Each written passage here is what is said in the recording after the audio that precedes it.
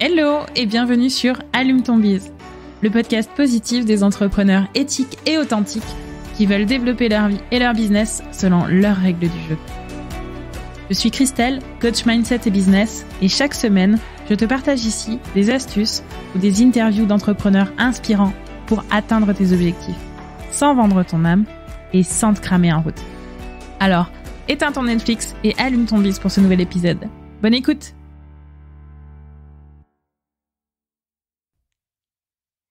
Hello, j'espère que vous allez bien et que vous êtes en forme pour ce nouvel épisode. De mon côté, pour être très honnête avec vous, je traverse en ce moment une grosse période de doute, de remise en question, voire de remise à plat sur pas mal d'aspects professionnels. Et si je vous en parle, c'est pas pour me plaindre auprès de vous, c'est simplement pour que vous puissiez aussi constater que cela ne vous arrive pas qu'à vous et qu'au contraire, cela arrive bien à tout le monde dans un parcours professionnel. Cet épisode sort le 19 avril 2023, soit le jour de mes 40 ans. Et il porte le numéro 44. Alors, c'était pas fait exprès, mais du coup, comme je cherchais une idée de contenu à vous partager pour cet épisode, je me suis dit que le chiffre 4, décidément, était de mise, et donc que j'allais du coup vous proposer un peu, finalement, 4 leçons que j'ai apprises au fil de mes 40 ans, en tout cas de la dernière décennie, et qui pourront peut-être vous être utiles aussi, j'espère. Peut-être pas, mais peut-être que oui. Donc, vous verrez. Oui, en passant, je vous épargne les 40 leçons pour les 40 ans, parce que ça serait juste une espèce de web-série d'épisodes, donc on va éviter. Alors, la leçon 1, je l'ai appelée « Respectons-nous d'abord ». En fait, avant toute chose, ce que je dirais, c'est que comment voulez-vous construire quelque chose s'il n'y a pas des bases solides ? Et ça, c'est ce que j'ai appris aussi, pendant cette décennie-là. Et j'ai surtout appris quelque part, en fait, que les bases solides, en fait, je les avais pas. Et notamment, donc, au niveau des bases solides, le premier pilier pour moi, donc, du coup, que j'ai découvert sur cette décennie, que j'aurais bien aimé pouvoir découvrir avant, que j'aimerais bien que tout le monde puisse découvrir avant. En fait, très honnêtement, j'aimerais que ça soit un pilier qui soit appris par tous les enfants du monde dès les années d'école, en fait. Ça serait quand même beaucoup plus simple. Mais pour moi, donc, ce premier pilier, c'est de se considérer soi-même comme une personne à la fois digne de respect, d'estime et voire d'amour, en fait, tout simplement. Parce que, en fait, quelque part, si tu essaies d'être présent au monde, mais qu'en fait, c'est une espèce de coquille vide que tu présentes au monde, une coquille où finalement tu n'es qu'un reflet de ce que tu présentes au monde, mais qu'il n'y a pas de fondement à l'intérieur de toi. Si tout ça, en fait, tu n'en as pas nourri ton être, eh bien, tu vas juste quelque part flotter. Tu vas te laisser dériver de situation en situation, et du coup, le moindre coup de vent, ça va en fait t'ébranler. Et c'est vraiment ça, j'ai eu la sensation de découvrir que j'étais justement une espèce de coquille de noix, trimballée par les circonstances, trimballée par les non-choix, ou en tout cas les opportunités qui se présentaient, mais que j'avais pas forcément une bonne consistance à l'intérieur, que il y avait des choses qui me manquaient. Et en fait, pour s'ancrer davantage, pour moi, ce que j'ai vécu, ce que j'ai l'impression en tout cas d'avoir vécu, c'est qu'il y a besoin d'avoir une plus grande densité, et que pour avoir cette densité, en fait, il faut déjà commencer par se donner des choses qui vont apporter cette densité à soi-même. C'est un peu comme si, en fait, on pelletait des éléments vers l'extérieur, alors qu'on était toujours vide de l'intérieur, entre guillemets.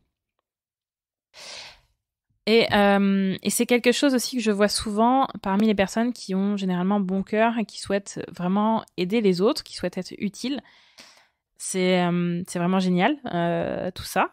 C'est pas moi qui vous dirai le contraire, mais faut vraiment pas oublier il faut vraiment pas oublier une personne dans le lot, et cette personne, c'est vraiment soi-même. On peut difficilement aider pleinement les autres si on ne s'aide pas soi-même avant. Vous m'avez peut-être déjà entendu parler de ça à d'autres endroits, vous avez sans doute aussi entendu parler de ça par d'autres personnes, mais c'est vraiment comme le masque dans l'avion. il faut commencer, enfin dans un avion, en fait, on nous dit souvent dans les consignes de sécurité qu'il faut commencer par mettre le masque sur son visage avant d'aider les autres. Et que si on ne le fait pas, par exemple, on peut très bien tomber dans les pommes, par exemple, et que du coup, si on tombe dans les pommes, on ne peut plus aider personne. D'où le fait de mettre d'abord le masque sur soi, avant d'aider ceux qui sont autour de nous, même les enfants. Il peut même y avoir en fait une espèce de complexe du sauveur, de vouloir absolument aider les autres avant soi. Sauf que là-dedans, en fait, c'est jamais très bon. Parce qu'en fait, on essaye de donner quelque chose qui nous manque. Et donc, en donnant quelque chose qui nous manque, ça ne sera jamais aussi efficace que de donner quelque chose qu'on a en surplus, en quelque sorte. Donc, ça m'arrive en fait avec mes clients de donner l'image que je vais vous donner ici, parce que j'ai expérimenté, j'ai vu que c'était assez parlant. Alors, c'est assez parlant pour les personnes qui ont des enfants. Imaginez en fait l'image que vous donnez à vos enfants, à votre enfant. En fait, vous savez très bien, vous avez pu constater, je pense, que votre enfant, en mimétisme, il apprend de vous. Il apprend de vous, il apprend à travers vous, il vous voit faire des choses et en fait, il les répète. Donc, imaginez que vous êtes dans cette situation où finalement, vous vous occupez des autres avant vous. Eh bien, pensez que votre enfant, ce qu'il va faire, du coup, c'est qu'il va voir, il va apprendre de vous qu'en fait, il faut s'occuper des autres avant soi. Qu'il faut donc tout donner. Qu'il faut, finalement, quelque part, ne pas respecter sa propre santé, son propre bien-être, mais privilégier, du coup, de se cramer pour les autres avant de penser à soi-même, puisque c'est ce qu'il vous voit faire. Donc, est-ce que vous avez vraiment envie que votre enfant fasse ça ? Normalement, là, ce que vous avez pensé, c'est non. Enfin, j'ose espérer. Donc, du coup, si vous n'en avez pas envie, tout simplement, ne lui montrez pas cet exemple. Mais montrez-lui plutôt l'exemple que vous aimeriez qu'il applique lui-même. Qu'est-ce que vous aimeriez que lui-même il apprenne ? Qu'est-ce que vous aimeriez que lui-même il fasse ? Clairement, vous aimeriez qu'il soit heureux, qu'il s'occupe de son propre bien-être avant, qu'il respecte sa propre santé, son propre corps, son propre bien-être, on est d'accord ? Alors pourquoi ? Finalement, pourquoi vous ne lui montreriez pas l'exemple vous-même et pourquoi vous ne l'appliqueriez pas vous-même pour lui montrer justement par les faits, par la réalité, par le pragmatisme finalement, par l'expérience, par l'expérimentation, ce qu'il est bon pour lui d'apprendre. Et donc au final, en faisant ça, qu'est-ce que vous faites ? Finalement, vous n'êtes pas du tout égoïste parce qu'en fait, ça peut être souvent une des injonctions, en tout cas une des pensées qu'on a derrière ça, c'est oui, mais si je m'occupe de moi, c'est égoïste, il faut d'abord que je m'occupe des autres, etc. Mais non, mais complètement pas. Mais au contraire, en fait. Vous faites carrément le bien en faisant ça, puisqu'en fait, vous montrez aux autres un modèle qui est bien meilleur et durable pour tout le monde. Et qu'en plus, imaginez que en prenant soin de vous, vous avez aussi plus d'énergie. Donc, si vous avez plus d'énergie, qu'est-ce qui se passe ? En fait, vous allez pouvoir mieux aider les autres avec toute cette belle énergie. Alors que si vous êtes cramé, est-ce que vous pensez vraiment que votre aide va être la meilleure possible pour aider les autres ? Moi, je pense pas. Donc voilà, du coup, la première leçon, c'est vraiment de se dire, respectons-nous d'abord nous-mêmes. Ensuite, la leçon numéro 2, je l'ai appelée « Démoulons-nous ». Démoulons-nous. Eh oui, en fait, vous connaissez peut-être, mais on dit souvent, à force de vouloir rentrer dans le moule, on en devient tarte. Vous connaissez, non ? En fait, ce que j'ai appris aussi dans cette décennie, c'est que le cadre dans lequel on évolue n'a pas toujours raison. Pendant longtemps, j'ai cru que la société dans laquelle je vivais voulait sans doute le meilleur pour moi, que l'éducation que j'avais reçue voulait que je me développe le mieux possible, et que l'autorité qui existait autour de moi avait sans doute raison. Bref, en gros, je faisais confiance aveuglément dans le fait que l'extérieur, le cadre dans lequel j'étais d'un point de vue extérieur, avait quand même été réfléchi depuis pas mal de temps et que normalement, il était fait pour que ce soit fait le mieux possible. Et pour la petite anecdote, en passant, je n'ai pas je n'ai pas fait de crise d'adolescence personnellement. Je sais que quasiment tout le monde passe par cette espèce d'adolescence rebelle, mais je n'ai pas eu ce moment de rébellion envers les autres, envers la société, etc. Et c'est, paraît-il, quelque chose qui arrive souvent, non je sais pas, mais en tout cas qui arrive chez les HPI, parce qu'en fait il y a une forme de décalage entre le niveau de maturité intellectuelle et le niveau de maturité émotionnelle ou du corps. Et donc du coup, on vit pas en gros les mêmes choses que les autres au même âge, et donc ça ne se traduit pas forcément de la même façon. Donc du coup, pas d'adolescence rebelle pour moi. J'ai pas eu cet élan de rébellion vers la société qui honnêtement, du coup, en fait, je pense que j'ai loupé quelque chose. Et je pense qu'avec le recul, c'est vraiment quelque chose, qui est vraiment nécessaire, je pense, parce qu'en fait, il s'agit à ce moment-là aussi d'une remise en cause de ce qui existe, et c'est pas plus mal en fait, parce que la vérité, c'est loin d'être aussi bien foutu que ce que innocemment je pensais. Et que en fait c'est même plutôt l'inverse globalement qui se passe. En fait, on cherche plutôt à nous coller depuis tout petit, en fait, dans un moule, à nous étiqueter pour qu'on joue les bons ouvriers, les bons soldats, qu'on soit bien intégré dans le moule en fait qu'on attend de nous dans la société. Mais ça ne cherche pas du tout à nous aider à nous développer et à nous éveiller en tant que être indépendant, que conscience individuelle. En gros, on parle parfois de nivellement par le bas. Là, je pense qu'on y est quand même pas mal aussi. C'est plus une forme de nivellement par le bas que par le haut qui est fait depuis le tout début, quoi. Et du coup, en fait, ce qui se passe, c'est que cette espèce d'éveil de la conscience, ou la place qu'on souhaite occuper dans la société, ou qu'on souhaite occuper d'un point de vue des relations entre les personnes, qu'on souhaite occuper d'un point de vue professionnel, etc. En fait, tout ça, ça ne peut pas vraiment être trouvé à l'extérieur en suivant, on va dire, les lieux communs. Ça se trouve à l'intérieur, et ça se trouve à l'intérieur après un gros travail de décrassage de tous ces apprentissages un peu faussés qu'on a eus, de toutes les injonctions dont on nous bassine depuis qu'on est petit, et qui sont en fait énormément, pleines de choses complètement fausses, et qui nous cassent les ailes en fait, tout simplement depuis qu'on est tout petit. Globalement, en fait, c'est ces formes d'injonction qui nous poussent à nous dire que ceci ou cela n'est pas assez bien, qu'en gros, qu'on n'est pas assez physiquement modelé comme des top modèles qu'on voit sur les fichiers des magazines, les magazines de mode, ou qu'on n'a pas une vie aussi bien réussie que ces influenceurs qu'on voit sur les réseaux sociaux, etc. En fait, tout ça, ça cherche à nous vendre quelque chose. Donc ça cherche à nous vendre soit un espèce de modèle de vie basé sur une forme de confort de l'existant, ce qui a existé depuis des générations et des générations. Alors pourquoi on changerait les choses ? Ou bien ça nous permet ça permet en fait aussi de chercher à nous vendre soit des biens, soit des services économiques pour nous redresser, en gros, pour nous faire re-rentrer dans ces fameuses cases de la normalité qu'on n'aurait jamais dû essayer de dépasser. En gros, tout nous pousse vers ce moule, et rien ne doit dépasser de ce moule.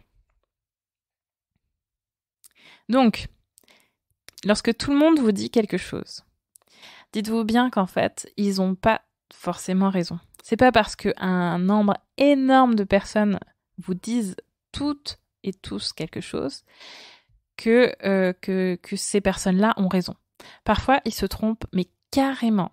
Ils sont complètement à l'opposé, en fait, de ce qui serait la vérité pour soi, de ce qui serait le mieux, en fait, pour nous développer. Et la réponse en fait qu'on cherche, nous, elle est en fait, elle est à l'opposé et on doit la chercher plutôt en nous. Et c'est là où faut vraiment respecter la leçon numéro 1 de pouvoir s'être rempli soi-même, parce qu'en fait, il faut, dans cette leçon numéro 2, avoir suffisamment confiance en soi, tout simplement pour pouvoir revendiquer finalement sa vérité au détriment de la vérité que tout le monde a l'air de vouloir nous dire, qui n'est pas la même, mais qui, si on la respecte, nous va carrément à l'encontre en fait de ce qu'on ressent, de notre intuition, de nos tripes, de là où on a envie d'aller. Et pour terminer sur cette leçon-là, en fait, je dirais que quand tout cherche à nous faire rentrer dans un moule, à nous faire nous trouver anormal, en fait, faut se souvenir qu'en fait, la normalité, c'est la normalité. Donc, je la refais parce qu'elle n'est pas simple, mais la normalité, donc là en 2 mots, c'est l'apostrophe anormalité, la normalité. Parce qu'en fait, statistiquement, personne, ou alors très très très très très très peu de personnes, n'est dans la norme à tout point de vue. Elles peuvent être, une personne va être dans la norme peut-être sur un élément au milieu d'1 million d'éléments de référence possibles. Donc, en fait, ce que je dirais, c'est que ne cherchons plus à être normaux, mais cherchons à être nous. Bref, démoulons-nous, nom d'un cake. Voilà, ça c'était ma leçon 2. Bref, ça c'était ma leçon 2. Leçon numéro 3, certaines leçons doivent être apprises et dépassées. Et quelque part, les expériences qui vont nous les faire apprendre vont se répéter jusqu'à ce que ces leçons soient apprises et dépassées. Franchement, je sais que c'est pénible à entendre. Et croyez-moi, vraiment, j'aimerais que ça en soit autrement parce que c'est souvent injuste et d'un point de vue très personnel, je déteste l'injustice. Mais ça a beau être injuste, c'est. Tout simplement, c'est la réalité, ça existe, c'est. Et donc, si par exemple, vous vous plaignez que vous tombez toujours sur des partenaires, par exemple, immatures, ou qui vous parlent mal, ou pire encore, parfois, c'est possiblement que vous répétez toujours les mêmes schémas qui vous mettent aussi dans ces situations-là. Et ça va être à vous de casser ce cercle infernal. Ça va, je sais, demander beaucoup de courage. Ça va demander une grande force de volonté. Ça va demander de l'introspection. Et du coup, de l'honnêteté aussi vis-à-vis de soi-même dans cette phase d'introspection. Ça va demander aussi de creuser différentes voies possibles et peut-être aussi de trouver une ou des aides extérieures aussi pour pouvoir dépasser ce schéma infernal. De mon côté, par exemple, si ça peut vous rassurer, j'en suis pas du tout exempt. De mon côté, il y a eu des épisodes violents en lien avec l'argent qui me tombent dessus ou dont je suis témoin extrêmement proche, environ à peu près tous les 7-8 ans depuis ma naissance. Du coup, mon rapport à l'argent n'est pas complètement sain. Et en fait, je vais lui associer inconsciemment, par exemple, des notions de violence, de mal, de malsain ou de danger. Et du coup, ces associations inconscientes me font parfois adopter des comportements qui peuvent être inadaptés. Et de ces comportements, il en découle du coup des résultats qui ne sont pas ceux que j'espère. Donc c'est quelque chose sur lequel je travaille. Vous avez peut-être déjà entendu, je sais plus quel est l'épisode où j'en parle aussi, mais je le remettrai en lien de cet épisode-là. J'en parle aussi dans un autre épisode. C'est quelque chose que je travaille pour modifier, que je travaille aussi pour le transformer afin de dépasser. Mais voilà, c'est un schéma répétitif sur lequel je sais que, en fait, entre guillemets, la vie m'envoie ces répétitions-là pour que j'y comprenne quelque chose et que je puisse le dépasser. Donc si vous aussi, vous repérez dans votre vie ou dans un aspect de votre vie des espèces de schémas répétitifs qui sont pas particulièrement agréables, croyez-moi, dites-vous que c'est peut-être parce qu'il y a quelque chose que vous devez en apprendre, que quelque chose que vous devez modifier, changer par rapport à votre comportement, par rapport à votre rapport à quelque chose pour pouvoir enrayer ce processus. Et comme disait Einstein, et c'est une citation que j'adore, puisque du coup elle est aussi sur mon site internet, la folie est de toujours se comporter de la même manière et de s'attendre à un résultat différent. En effet, si on veut un résultat différent, l'idée c'est de ne pas se comporter de la même manière, donc de modifier nos façons de nous comporter. Leçon numéro 4, très rapide, mais qui arrive pile poil en conclusion de cet épisode-là, c'est tout simplement, les leçons que te donnent les autres ne valent jamais autant que l'expérience que tu vas en faire. Donc voilà, du coup, même si dans cet épisode, j'espère autant que possible, tu vois, j'espère avec tout mon cœur que je vais réussir à te transmettre des éléments qui vont t'aider à aller plus vite. Il est aussi probable que tu doives quand même revivre ces situations-là, que tu dois vivre en tout cas des situations similaires, parce que du coup, il y a une chose entre les entendre de la bouche de quelqu'un d'autre, et il y a autre chose, je trouve, du fait de les expérimenter. C'est pas le même degré d'intégration. Et souvent, du coup, pour pouvoir vraiment les intégrer pleinement, en intégrer vraiment toute la puissance, tout le sens que ces leçons ont sur toi-même, sur ta façon de réfléchir, tes prises de conscience, ta façon, du coup, de transformer la suite de ce que tu veux être. Tu as quand même parfois besoin de les vivre aussi avec tes propres sens, avec ta propre vue, ouïe, ton propre ressenti, en fait, pour pouvoir vraiment l'expérimenter pleinement et le comprendre dans toutes ses dimensions. Donc voilà, du coup, j'espère que ces leçons vont te profiter, mais je sais très bien que tu vas peut-être devoir les vivre aussi pour pouvoir les dépasser par toi-même. J'arrive à la fin de cet épisode. J'espère que vous l'avez apprécié et si vous m'entendez maintenant, merci de m'avoir écouté jusque-là. Au début de cet épisode, je vous en parlais, je suis en train de réfléchir à pas mal de choses concernant du coup notamment l'univers professionnel dans lequel j'évolue. Et il est possible que du coup ce podcast se modifie un petit peu dans les semaines qui viennent. Mais pour l'instant, j'en dis pas plus parce que c'est pas du tout clair pour moi, c'est simplement un ressenti que j'ai. Donc je vous tiendrai au courant au fil de l'eau, au fil de mes réflexions, quand j'arriverai à accoucher un petit peu de la suite de ce qui va se passer pour moi. Et donc du coup de ce qui va se passer pour Allume ton bise. En tout cas, en attendant, voilà, si cet épisode vous a plu, vous connaissez le principe. Si vous ne l'avez pas encore fait, et pour m'aider à diffuser cet épisode, je vous invite à mettre 5 étoiles, ou laisser un avis, ou partager le plus possible autour de vous, parce que du coup, ça m'aide à faire connaître le podcast, à me faire connaître aussi auprès d'autres personnes, pour pouvoir, à mon tour, du coup, les accompagner et les aider. Donc un grand merci à vous si vous prenez le temps de le faire. Encore merci de m'avoir écouté jusqu'au bout et à bientôt pour le prochain épisode d'Allume ton bise. D'ici là, je vous souhaite une bonne journée ou une bonne après-midi ou une bonne soirée selon le moment où vous m'écoutez. À très vite, bye bye.